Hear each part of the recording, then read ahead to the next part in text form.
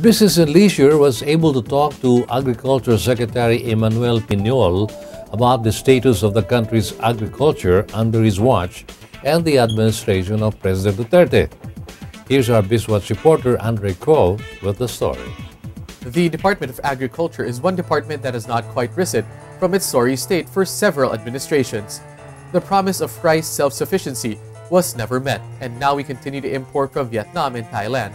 Other countries like Myanmar, Cambodia, and India are also offering to sell us rice. We're not sufficient yet, but we can be sufficient. Sabi ko nga, if only we'll be able to focus on productivity and lowering the cost of production, we will not only be rice sufficient, we could even export rice because we have the potential of doing that.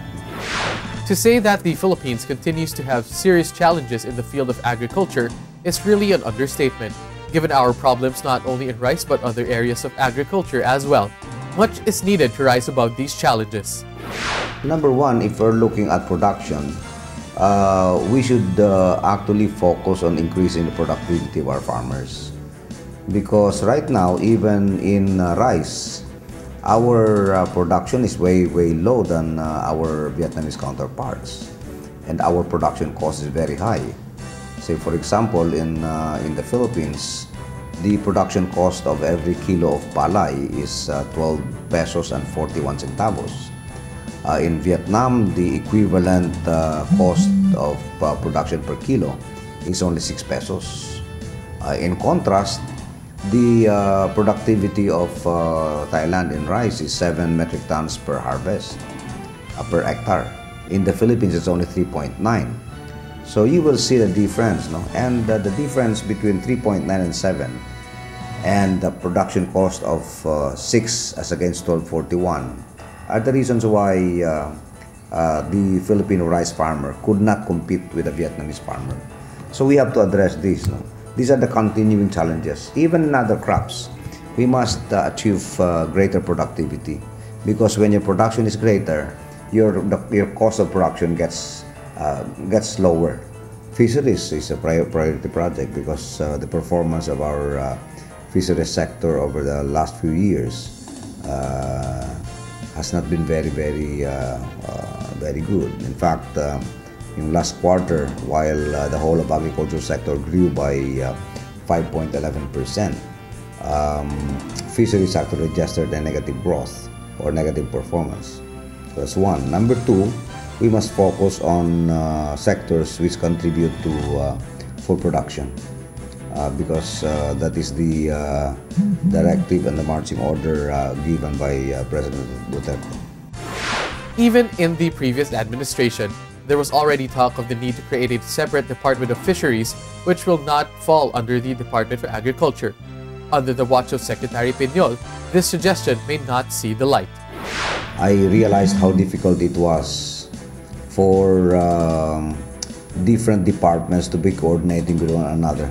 Like say for example, NIA is not under DA. We're having problems coordinating even the release of irrigation water during the planting season. PCA is not under the Department of Agriculture. We're having problems right now with the serious problem of Kukulisap and Basilan, which might affect the growth of the agriculture sector. And we could not directly intervene actually because PCA is not under DA. There are several problems pinpointed as the reasons for the slow productivity of our farmers.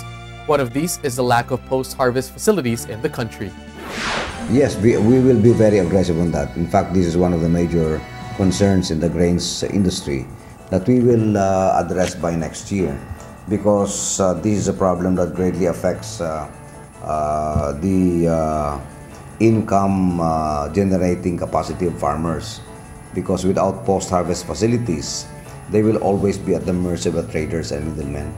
So right now we would like to focus on providing grains dryers, storage facilities, so that our farmers will be able to store their grains if they don't want to sell it right away after harvest.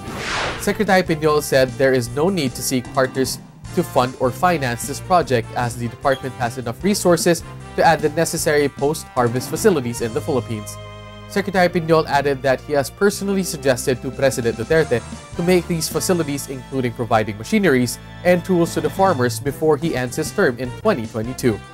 For now, Secretary Pinol has his hands full in the Agriculture Department. We're focusing on rice production. We will be implementing the start of the National Backyard Poultry Development Program.